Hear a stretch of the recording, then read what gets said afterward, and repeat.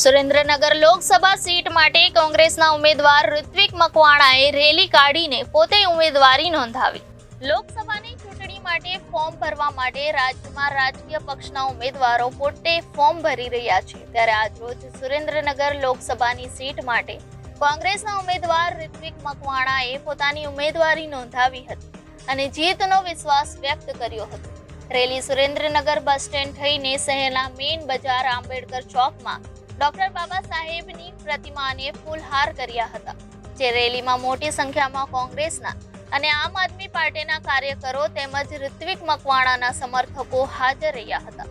સૌ ઉમેદવારી ફોર્મ ભરવા માટે ઋત્વિક મકવાણાની સાથે જિલ્લા ગુજરાત કોંગ્રેસના પ્રભારી મુકુલ વાસનિક, કોંગ્રેસ પ્રવક્તા મનીષ દોશી, પ્રમુખ નૌશાદ સોલંકી, જિલ્લા લોકસભા બેઠકના પ્રભારી પ્રદીપ દવે તેમજ જિલ્લાના આગેવાનો કલ્પનાબેન હાજર રહ્યા હતા।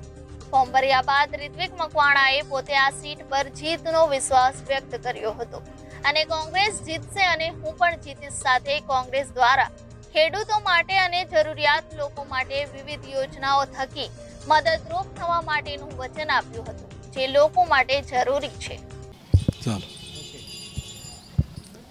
આજે ઇન્ડિયા ગઠબંધન, કોંગ્રેસ પાર્ટી અને આમ આદમી પાર્ટીના વિશાળ કાર્યકરો સાથે સુરેન્દ્રનગર લોકસભાનું નોમિનેશન કર્યું છે।